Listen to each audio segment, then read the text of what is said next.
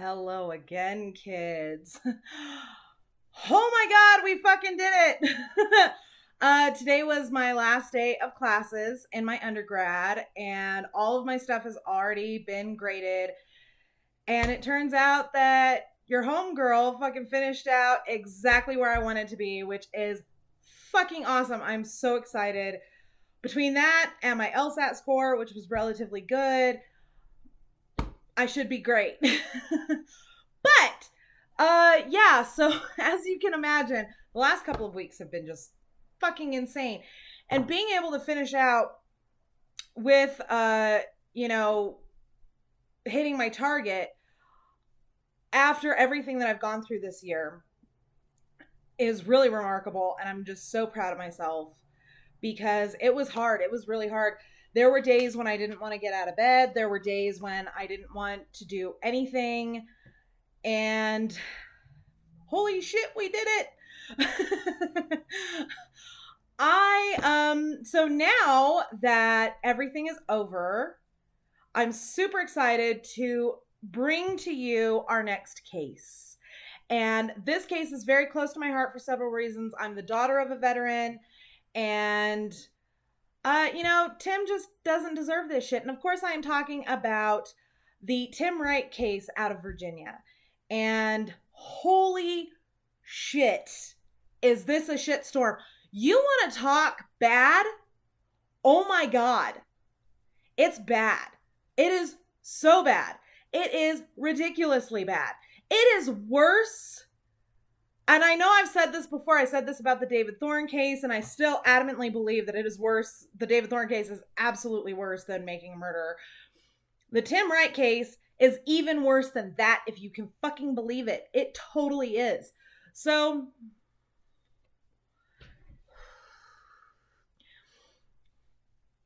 in 2008, Tim Wright is arrested for the death of a young man.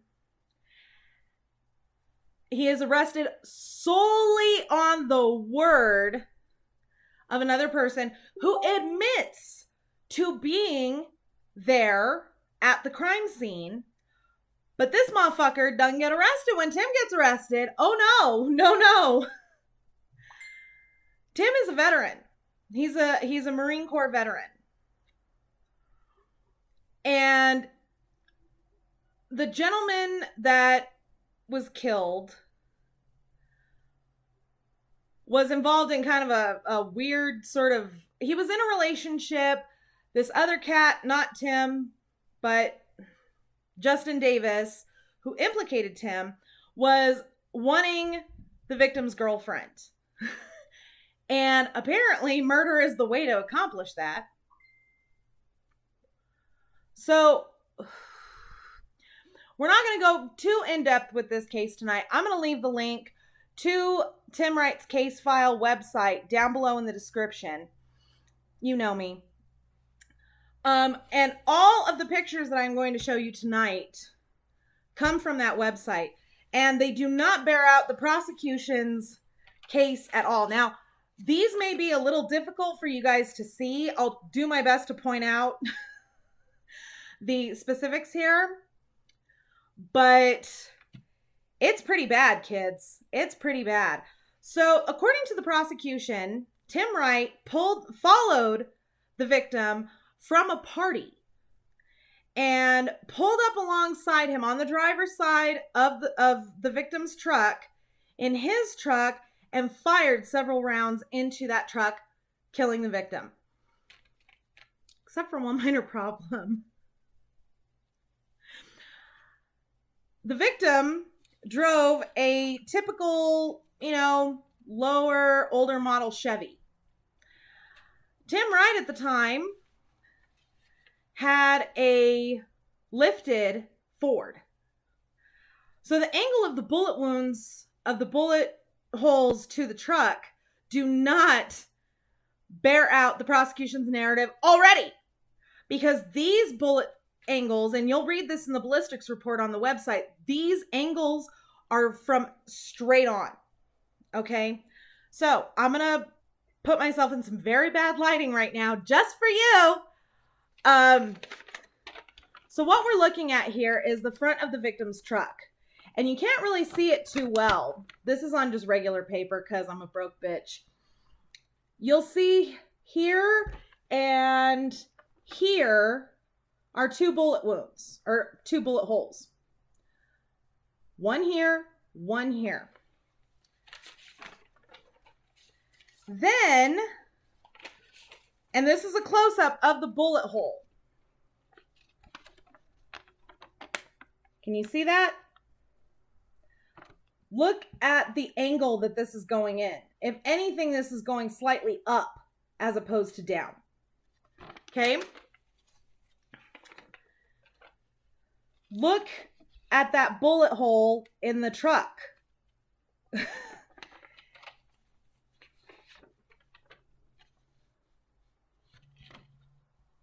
What does that look like to you?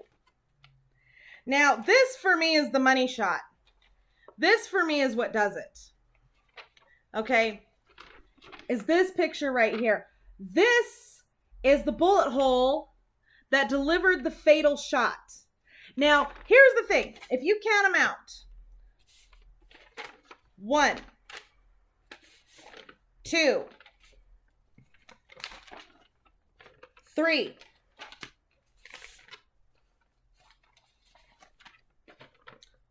4, 5. That is 5 shots minimum that I'm able to piece together being fired at the victim's truck. Now, that's 5 shots. Mind you, Tim Wright was a Marine. He was a Marine. What do you think they do in the Marines? They shoot a lot of things. In training, they shoot a lot of things. In their daily business, when they're deployed, they shoot a lot of things. Their accuracy, military firearm accuracy, is so necessary to the integrity of the military that you still have to do target practice. You still have to do recertifications every X amount of time. I don't know precisely, but they have to do recertifications at certain timed intervals to make sure that their skills are still on par. Okay? Of the 5 shots that I've been able to count just from the pictures that were fired at this vehicle, only 1 hit the victim. Only 1. And it is a freak shot if I have ever seen one. It is absolutely it's a 1 in a million shot. There is no way a trained Marine would have only gotten 1 shot into the victim when he has fired 5. Okay? The kill shot, the only shot to have connected with the victim, occurred here. Yes, I'm showing you all my matronly upper arms. Eat your heart out. Occurred here. Right here. And there was a graze, and I'll show you a picture of that later. You can actually find it on the website. There was a graze on the back of the arm where the bullet entered. Actually, that's inaccurate. It was on this side, over here. Okay? So this bullet grazes the back of the victim's arm, goes into his chest wall, and magically hits his heart. This is seriously a 1 in a million shot, especially when you take into account how disorganized the shots actually were.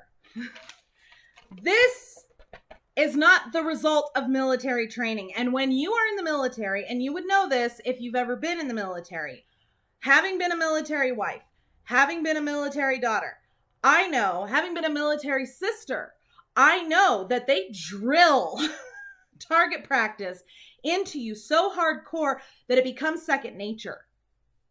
So there is no way that Tim Wright fired these shots because they are so disorganized. He would have fallen back to his training. There is no way he would have fired from a moving vehicle like this. But let's discuss the prosecution's narrative on that subject. According to the prosecution, Tim Wright pulled up to the driver's side of the victim's truck and opened fire. There's no way. There's no way. Want to know why I say there's no way? Let me get the shit lighting off of me. There is no way. Oh, well, I'm going to need it. I haven't made a video in a minute, y'all. Give me a break. There is no way.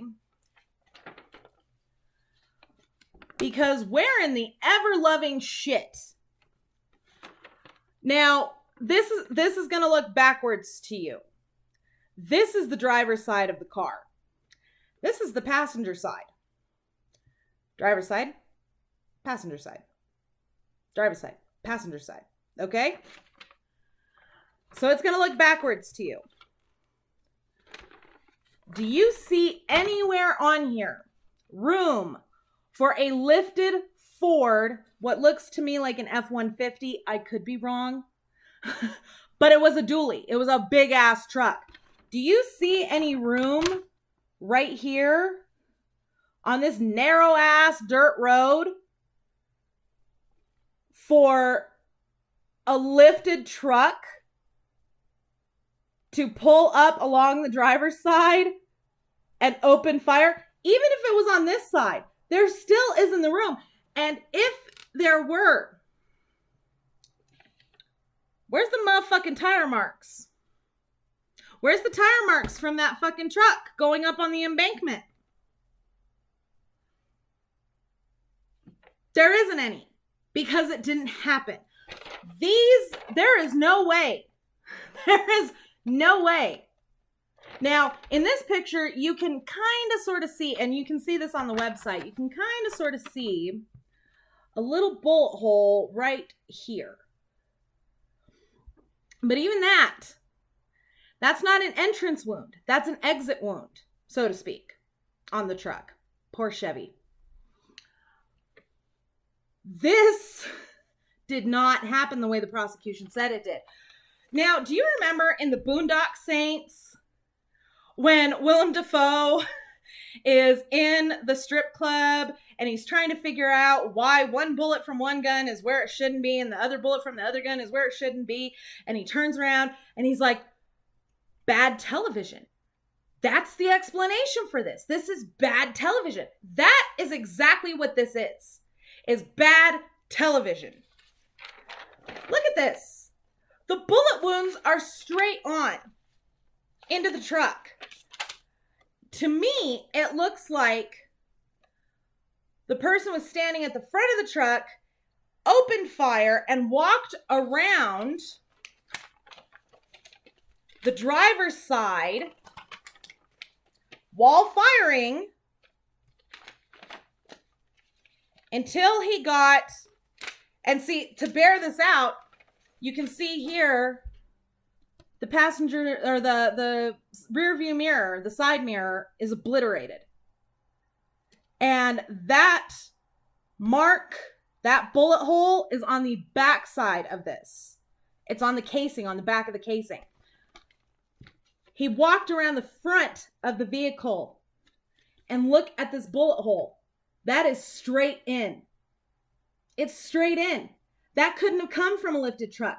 That had to be a man standing on the ground, walking around from the front of the truck to the driver's side while firing.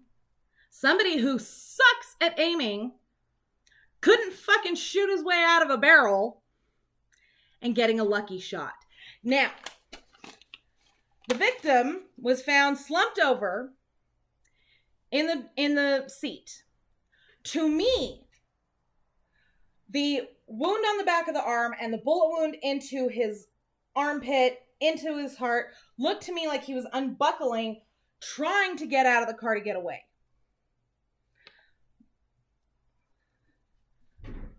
The informant for the police, his name is Justin Davis.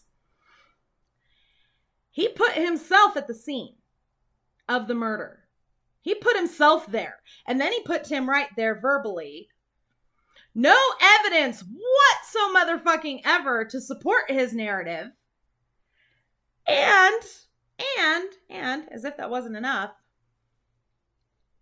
he's the son of a sheriff. He's the son of a sheriff.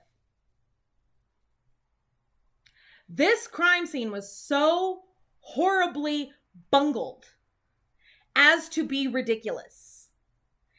And it showcases unequivocally the misuse of police resources that the thin blue line will often extend, and usually does extend, to the officers' families.